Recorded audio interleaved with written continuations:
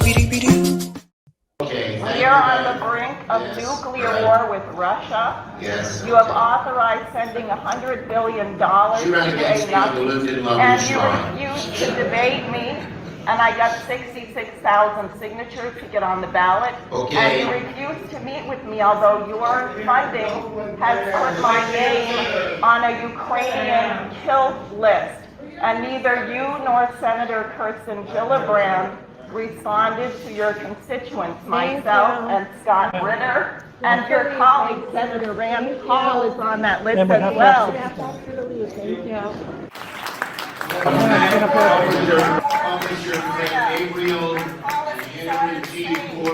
Supporting a fascist dictatorship in Ukraine. To help foster it.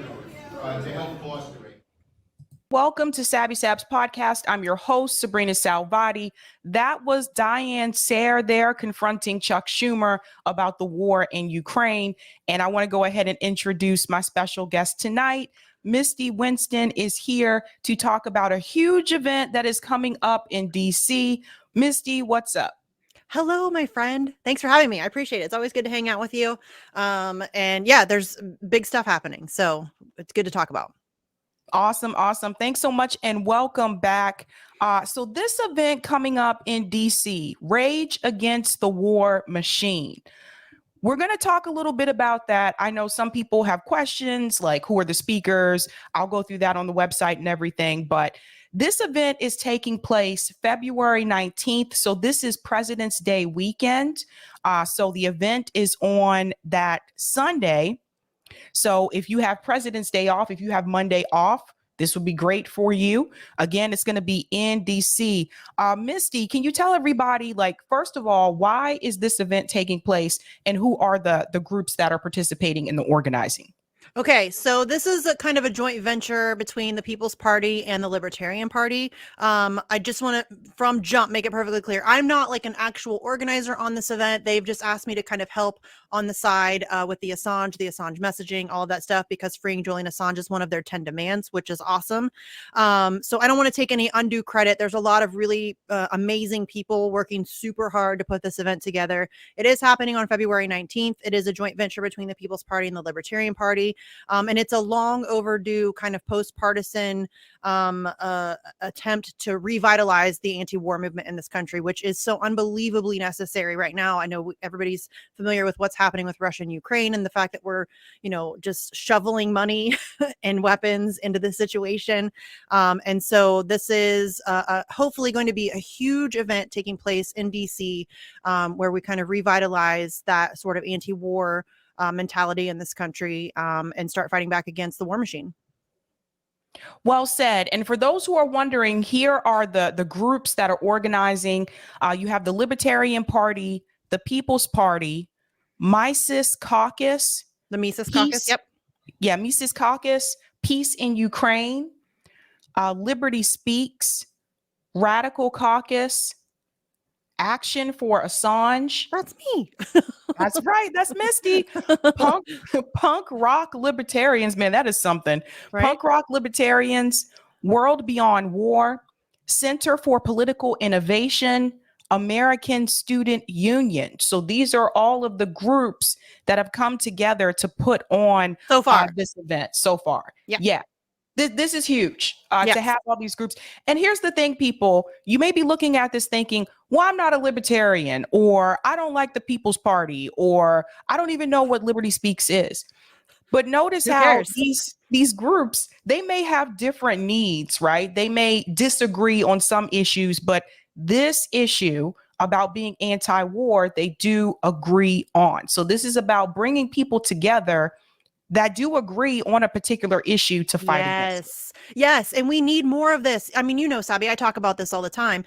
We need to get outside of our political bubbles and recognize the fact that there's going to be people that we disagree with on things, but the anti-war issue is bigger than any disagreement that we have. And we need to be able to come together where we can and fight back against the machine that is literally designed to kill us all. I mean, we're going to need to come together to fight back against these things. And so it really gives me a lot of hope. I'm usually very cynical, but seeing the kind of snowballing effect of people kind of organizing across political ideologies, it's something I've been doing for years with Action for Assange. We've always been a post-partisan movement. I say it all the time. I don't care who you are. I don't care who you voted for. I don't care what political party you belong to, what ism you subscribe to, what books you read. Don't care. If you are willing to fight with me to free Julian Assange and fight for the future of press freedom and free speech, then welcome aboard. And we need more of that mentality. We need people to come together on issues that are big like this, and put aside our differences. That listen, I disagree with the People's Party on some things. I disagree with the Libertarian Party on some things. I don't care. I would like to end the wars. I would like to, see the military-industrial complex shut down and held accountable. So I'm willing to work with whoever it takes to make that happen. Desert Mantis has jokes, Misty. Sabby, you left out the Justice Democrats as sponsors. I'm sure any minute now, they're going to call us up and want to sponsor any minute. It's going to happen. Oh my God. So let's go ahead and go through the speakers. So this list has actually increased since I looked at it the very first time. So we have Jimmy Dore is going to be one of the speakers. Everyone knows who he is, so I don't feel like I need to explain who that is. Medea Benjamin, she is a co-founder of Code Pink. If you guys are familiar with them, she's a political activist. She comes to a lot of events. She's also been at a lot of the Assange events. Yes. If there's an event, like Medea is usually there. Yeah. She finds a way to be there. Scott Horton is the editorial director of antiwar.com. He's a radio host and he's the author of several best-selling anti-war books. He's also going to be, and in my opinion, Scott Horton is one of our most important anti-war voices currently. He is phenomenal. If you haven't read his books, you need to. He is a libertarian. He's become a friend of mine over the past couple of years, and he is fantastic. Garland Nixon, I'm sure a lot of you are familiar with him. He does have a show on YouTube, but Garland Nixon also has a radio show in DC, for those who are not aware. Really big anti-war activist. He was also at the Assange rally in DC when I went in October. So he's going to be there. David Swanson, anti-war activist, blogger, author, and executive director of World Beyond War. Daniel McAdams, he's the executive director of the Ron Paul Institute and co-host of the Ron Paul Liberty Report, which is really interesting. And then here's some faces you guys might know as well. Max Blumenthal is going to be a speaker there. You guys know Max is part of the Gray Zone, editor-in-chief there, award-winning journalist and author, as well as Anya, who is also a journalist with the Gray Zone. She's going to be there as well as a speaker. Supreme, this one just shocked me, Misty. Supreme, he is the Wu-Tang Clan affiliate producer and music artist. So he's also going to be a speaker. That one cracked me up. I was like, Wu-Tang. I know, right? All of a sudden I wanted to do Wu-Tang, Wu-Tang. That's a little inside joke for those of you who are not around, like if you weren't born like during the 90s. So just FYI. Diane Sayre. Yeah, she must have just been added. Yeah, because this wasn't like this a couple days ago. So Tara, it wasn't like this just like a little bit ago when I was on HLM. This is so funny. Tara Reid is also going to be a speaker. You guys know she's author, actress, former Senate aide, and she's also now the producer of the Kim Iverson Show. So she's going to be a speaker as well. And Diane Sayre, whose video we showed at the beginning. Diane, she was a candidate for U.S. Senate for New York, and she's a musician and an activist, and she's a part of the LaRouche movement. So again, you know, all these people coming together, they may have different opinions and different views about certain issues, but one thing that they do all agree on is that they are anti-war. Yes, and I love to see it. We seriously, we need more of this. I don't know. It's very strange to me that it's become so commonplace that people want to isolate themselves into their little bubble where everybody agrees with everything. Y'all, I don't even agree with myself all the time. So it's weird that I can't think of anything more ineffective than isolating yourself into this tiny little bubble where everybody agrees with everything that you say. And I don't know how anybody expects to get anything accomplished that way. We are going to have to find areas where we can come together and fight back. I mean, that's really what it's going to take. And especially with something as big as taking on the military industrial complex and the war machine and the war economy. I mean, we have an economy of death in this country. And in order to take that on and effectively fight back against it, we're going to need a lot of people. And so it's going to take people putting their big girl panties on and setting your ego aside and be willing to work with people that maybe you don't agree with on everything. And maybe even people that you really don't like, that you find distasteful, that you really, have nothing in common with other than the fact that you want to end the war machine. Nobody's asking you to go out to dinner with these people. Nobody's asking you to like vacation together. We just need to come together to fight back against this one thing.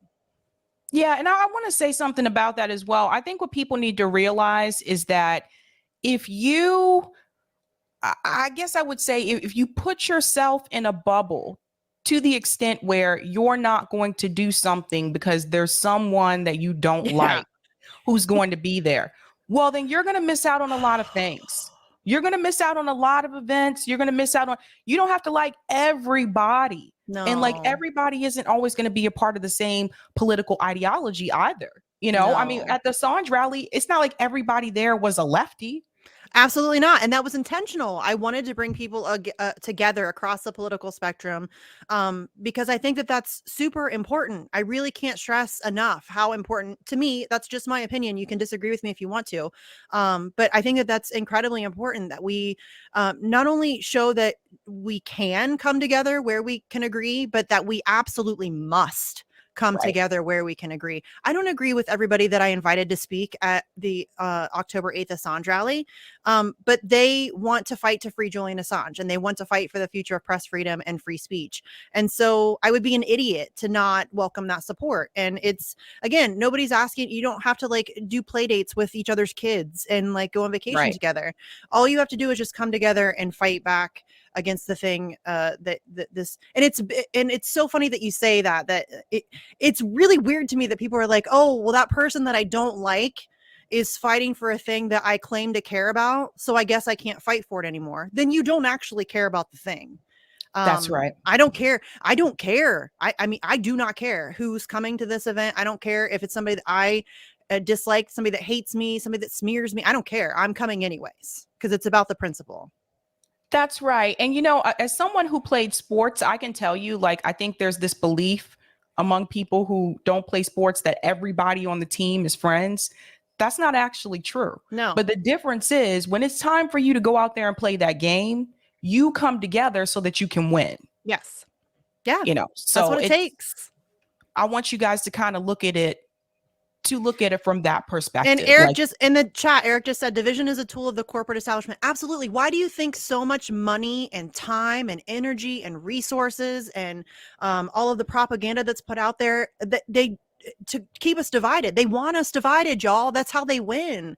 It's when they keep us fighting amongst ourselves that we are then not paying attention to the man behind the curtain.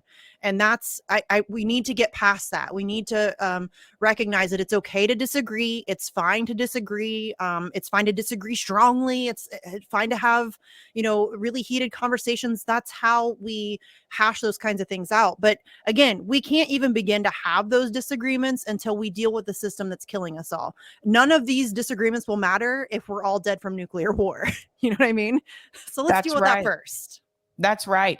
Let's go through the demands because I thought these were pretty huge. Yeah. Number one on the listed demands, not one more penny for war in Ukraine.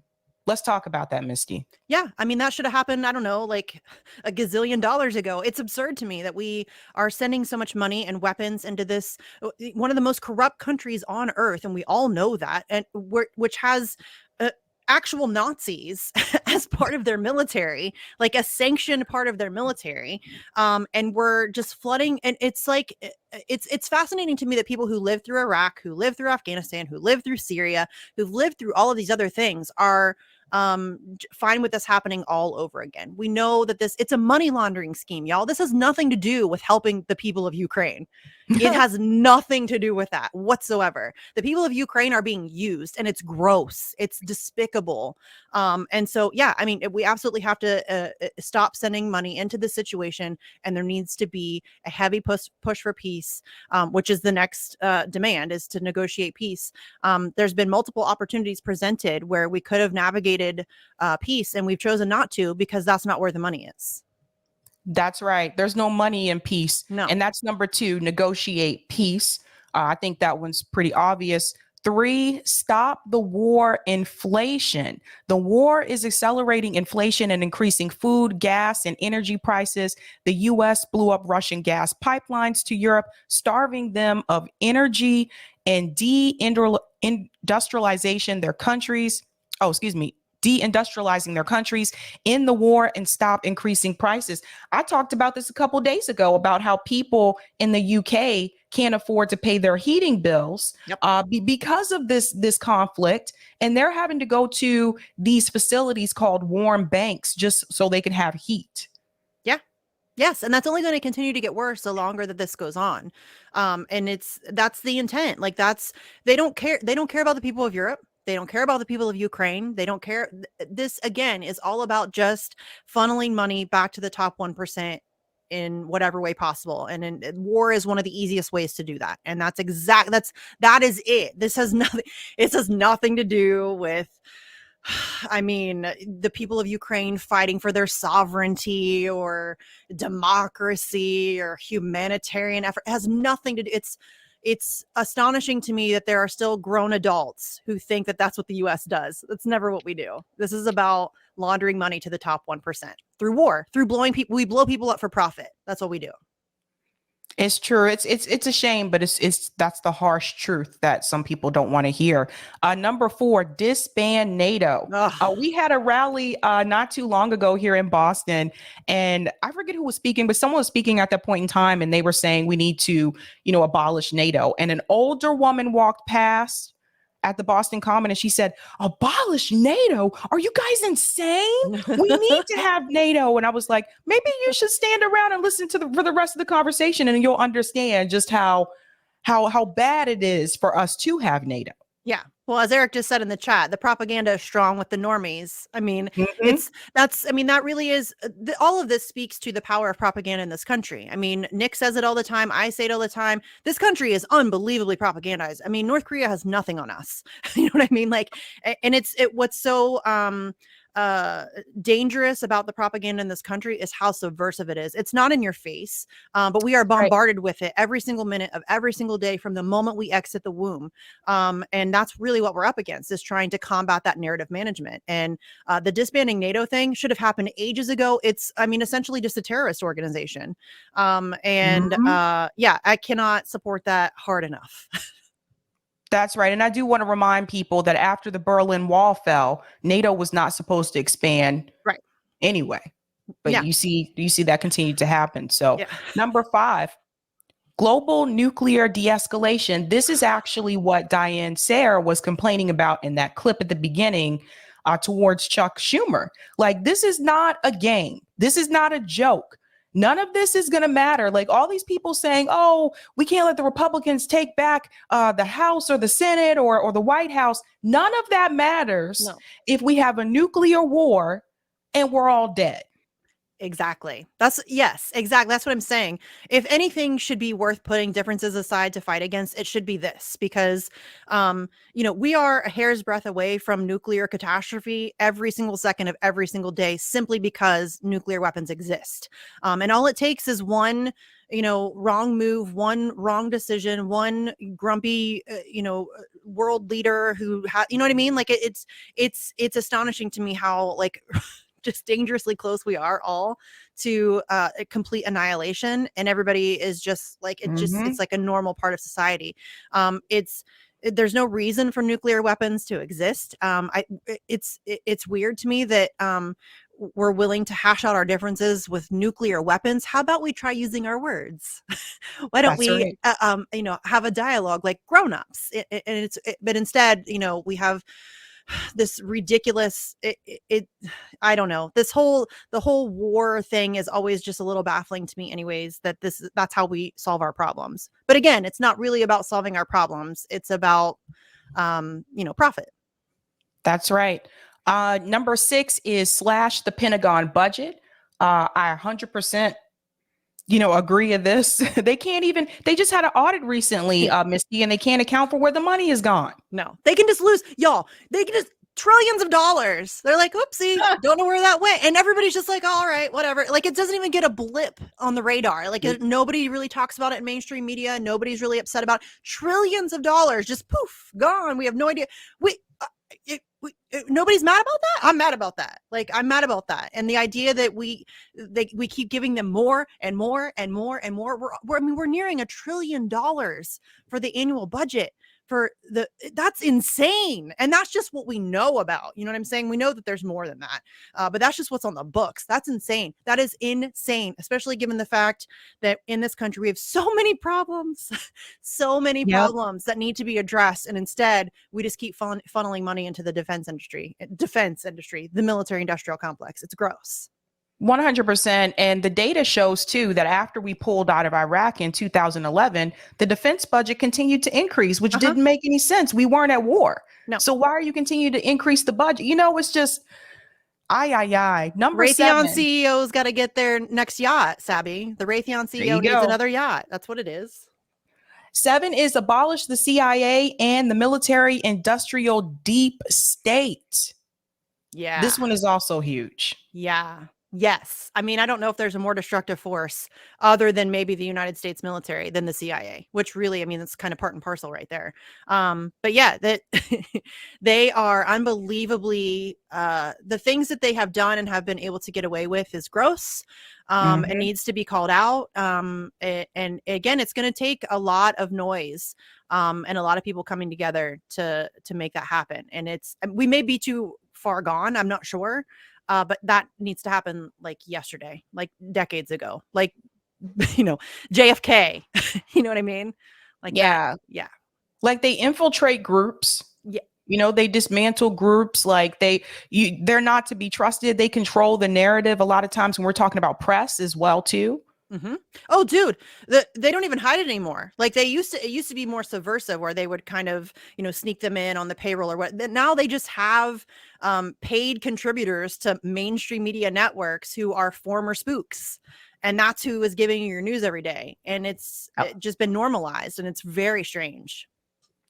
Number 8 is abolish war and empire. And I want to list some of the countries that are mentioned here. The U.S. has waged and backed wars in Iraq, Afghanistan, Libya, Syria, Palestine, Yemen, Ukraine, and other countries in all U.S. wars and regime change. So that piece, that additional piece there, I felt was needed because it's one thing to say like, yeah, we want to abolish war.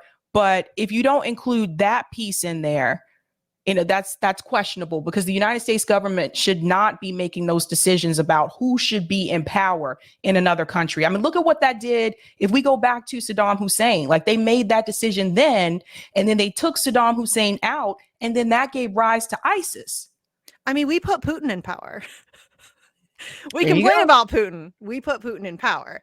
And that's very often the case. Listen, there are a great many countries right now who are ruled and controlled by people that we put in power.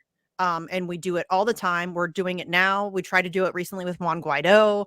And you're right. We have absolutely no business whatsoever telling the people of another country who should be in control of their country. That is something that they should decide on. They should have, the autonomy and the sovereignty to make that decision for themselves.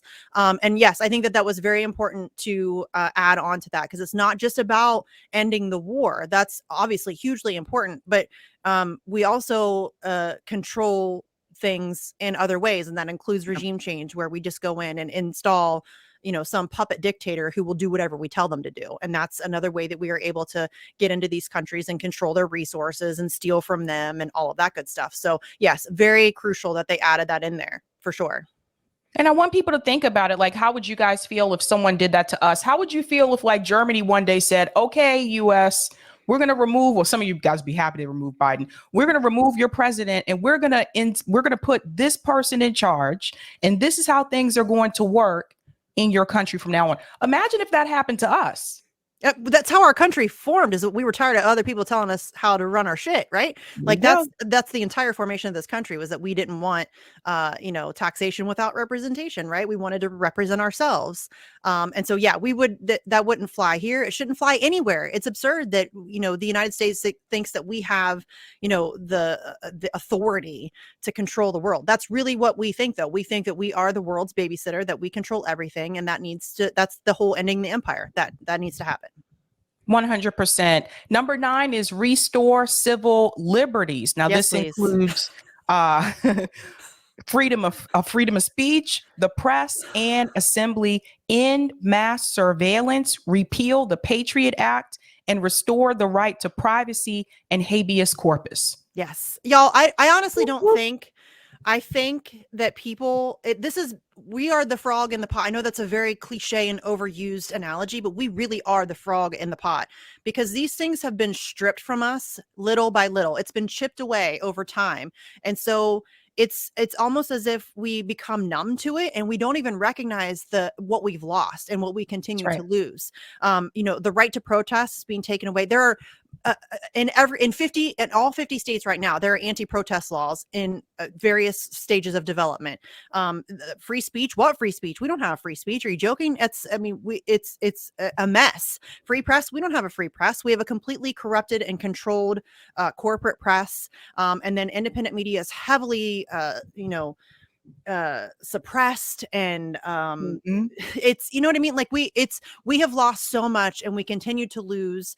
And it's because they don't do it all at once. It's very much just a chipping away of these things that I think that people, I don't even think that it registers to them how significant it is, but we need a hardcore restoration of all of our civil liberties. I mean, those are things that are supposed to be inalienable to us, right? And they just keep taking them away little by little.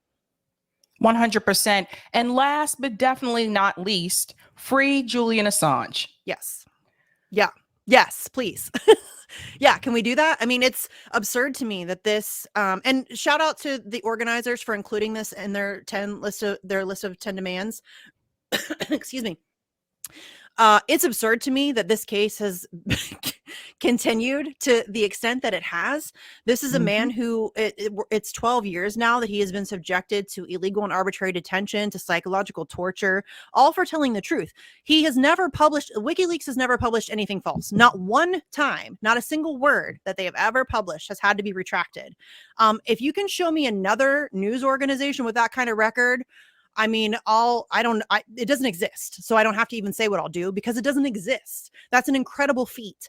And I think what's really significant about what WikiLeaks offers us is it's not conjecture. This is not like some opinion. It's not like a Sunday morning show where a bunch of talking heads yell at each other. It is 100% verifiable, authenticated, source documentation. It's just the facts. That's all it is. It's black and white. This is what happened. Here's the emails. Here's the cables. Here's the information. You read it. You decide what it means for you. And that's invaluable, in my opinion. Obviously, I realize I'm biased because this is what I do, but I don't think I'm wrong. I think that that's an invaluable service to humanity. And no one has done more to expose the war machine than Julian Assange. No one. It's just not a thing, that it just doesn't exist. He has risked everything. He has lost everything to expose the war machine and to expose empire. And the idea that this case has been allowed to continue to the extent that it has, to the point where we know for sure he was spied on while he was in the Ecuadorian embassy. All of the people that came to visit him were spied on while they were visiting him in the Ecuadorian embassy. There were plots to assassinate him or kidnap him from the Ecuadorian embassy. We know those things happened. They happened. And we're still going to allow this court case to continue. We're going to allow him to be extradited to a country that was plotting to murder him while There you spying on him, including all of his conversations with his legal team. Somebody needs to explain to me how that man gets a free trial or a fair trial in the United States of America. It cannot happen. It is an impossible thing at this point. So the idea that this case has been allowed to continue this far is mind-blowing to me. And the fact that more people are outraged is crazy. And it needs to end. It needs to end now. The Assange case it's not really, it's about Julian as a person, but it's not really. It's so much bigger than that. His case represents a real turning point in humanity, in my opinion, because this is the United States seeking global jurisdiction over information and journalism. And they want to manufacture your reality for you. And anybody that dares to speak out against it or to dissent or to have a differing opinion or any of those things, this is what they will do to you. And if we lose this, that's bad. It's going to be really bad. That's a very dangerous precedent. It's crazy too, because now even mainstream media or some mainstream media outlets are saying to free Julian Assange. Yes. Which, speaks volumes. I think it's too little too late. These are the same mainstream media outlets that helped demonize him, that helped smear him, that helped put him in the position that he's in now. And I think that we need to be very clear about that. Cool that they're now speaking out in support of him, but don't ever forget who they are and the role that they played in his situation, because they, in particular, The Guardian, had a very heavy hand in putting Julian Assange in the situation that he is in now. Yeah, The Guardian, they're a piece of work. The Guardian. So join the rally. So Eric, if you can put this link in the chat so people can sign up. I've already registered. So I look forward to seeing all of you that will be there. I am going to stream the event. You'll bear with me, guys. I'm trying to see if I can get a camera so that I don't have to deal with my cell phone. But if not, I will be using my cell phone. So we'll see how it goes. But yeah, definitely. If you're coming, guys, this is important because this helps with head count. Just FYI, for those of you not aware, if you're coming, please fill out this form where you register. That way the organizers have an idea of how many people were there. So at the end of the event, they can say, oh, it was approximately this many people. But if you don't register, then it's just kind of like you're not accounted for. Well, and it also helps not just post event, but also in trying to organize for the event, trying to figure out, how many, how many, like access to bathrooms and, do we need seating? Do we need a medical, all of that stuff. As an organizer, I can tell you that it is very helpful to have a general idea of how many people you can expect. I never know how many people to expect because people never register. So it's kind of like RSVPing for like birthday parties. People don't do that anymore. But just as an organizer, I can tell you that it is incredibly helpful. So if you don't want to use your legit email, I have a burner email that I use for all of this stuff, like to sign up for this kind of stuff. So just create like a separate email that you just use to sign up for things like this. But if you sign up, it is really helpful to the organizers just to kind of get an idea of approximately what they can expect. Yes. And again, this event begins at noon, I believe. Again, that is Rage Against the War Machine, February 19th in DC. And it starts at noon. Yes. So and it's starts at the Lincoln Memorial at 12:30. 12:30. Lincoln Memorial. So there will be speakers and performers at the Lincoln Memorial, and then there will be a march to the White House. So definitely wear your walking shoes, or whatever you need to do to take care of that. Bring signs, bring snacks, bring water. I'm sure the organizer will have water and stuff like that as well, but just come prepared. It's obviously February, it's going to be cold, dress appropriately, but come ready to be loud, and to make an impression. And we really need as many people as possible. So if there's any way, and I realize travel is expensive, people are busy, schedules, all of that stuff. And don't feel bad if you can't make it. I get it. But if there is any way that you can make it there, please try to make it there. We need as many people in the streets as possible. Well, I do want to say, oh, Jade Star, yes, live feeds, please. Yes, there will be plenty. I'll be live. Yes, Yeah. there will be plenty. I know lots of people that are coming. A lot of independent content creators and independent journalists are going to be there. I know the organizers are going to have a live stream feed. So there will be plenty of opportunities and different places that you can watch a live stream of it. Do not worry about that. And I do want to say, shout out to the organizers, because they have done something some of these other events that I've been a part of have not done. They have told people about this event at least 2 months in advance. Yeah. And that gives people time. Like for me, like the Assange thing, you told me about that way in advance. I was like, okay, I always do. Yeah, I'll save up money, put money aside for that so I can get down there to DC. So I've known about this for a while now. So I'm like, oh, okay, that gives people time, So for those of you who are organizing, especially if you're trying to do a big event in DC, you want to give people ample time. Yes. Just let them know about it at a time. And that doesn't mean as an organizer, that doesn't mean that you have to have like all of your plans ready to go but just like, hey, save the date. We're going to be in DC on this day. Get ready, like prepare. Like that's what I always do is once I know, like, for example, just so everybody knows, we're going to have an event in DC on April 11th, because that's the anniversary of Julian Assange essentially being kidnapped from the Ecuadorian embassy. So, I mean, it's January. I'm telling you now, April 11th. I realize that's a Tuesday, and there was some debate over whether or not we should do it the weekend before, the weekend after. I personally feel very strongly that we need to have a presence in DC on the day. I think that's important. I realize that means that my event's going to be smaller. Like it's just a given. But I think it's important. But I'm telling you now, in January, April 11th, we're going to be in DC. So everybody save the date for that. But yes, that is, if you are an organizer, I think that's a huge thing, is make sure you're giving people plenty of time to plan and save money and make, people have kids, they got to worry about babysitters and time off of work and all of that stuff. So it's good to give people plenty of warning so that they can make all of those accommodations and plans for themselves. And hotels, because the price increases as you get closer to the date. Right now, if you're trying to book a room, they're pretty reasonable, to be honest. If you're trying to book a room right now, but as you get closer to that date, those prices are going to increase for sure. Yes. Awesome sauce. Thank you so much, Misty. Yeah, thanks for having me. And again, I am not an organizer here. I don't want to take any undue credit at all. That is not my goal here at all.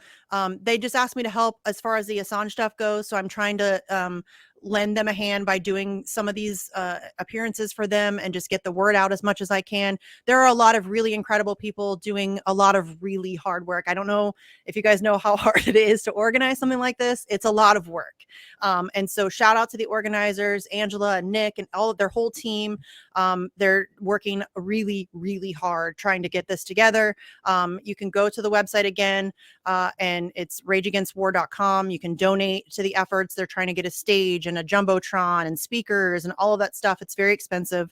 So if you can donate, please do. But just sharing the information, making people aware of the event in itself is very, very helpful. As Sabby said, we need the awareness out there, and something like this will be shadow banned. It will be very difficult for them to get the word out. So the more people we have sharing it, the easier it is to kind of break into that algorithm. So share as much as you can. That's right. And thanks for having me on to talk about it. I appreciate it. As I was on Hardlands Media earlier, and I told them that you would think that in the independent media space, it wouldn't be hard to get people to support activism and organizing. Unfortunately, that's not always the case. It's difficult to get people to talk about these kinds of events or to feature the actual activists. A lot of times people will want to have like the big name blue checks who are, speakers at different events, but they don't want to talk to the actual organizers. And I think that that's a real disservice to, organizing. So, I mean, credit to you. I love you, and you've always been incredibly supportive of myself and of Assange and all of that stuff. So yeah, thanks to you and to everybody else in independent media that actually does the work of talking about these things and getting the word out, because it's not as easy as you would hope. It's sad a little. 100%. Well, Misty, thank you so much for coming on. I'll be there, so I'll get to see you again. Always good to see you. I'm really looking forward to it, and I hope everybody can make it. Don't be shy. Come up and say hi. I'm incredibly socially awkward, but I still love to meet people, so it's all good. So yeah, and thanks for having me. I appreciate it, and I'll talk to you soon. All righty. Thanks, guys. Bye. All right. Misty's freaking awesome, you guys, right? Again, guys, if you can get there, please, please come. I'd love to meet some of you. I've already met some of you at the Assange rally that was in DC in October. But if you can get there, especially if you live there, come on. Come on. I would love to see you.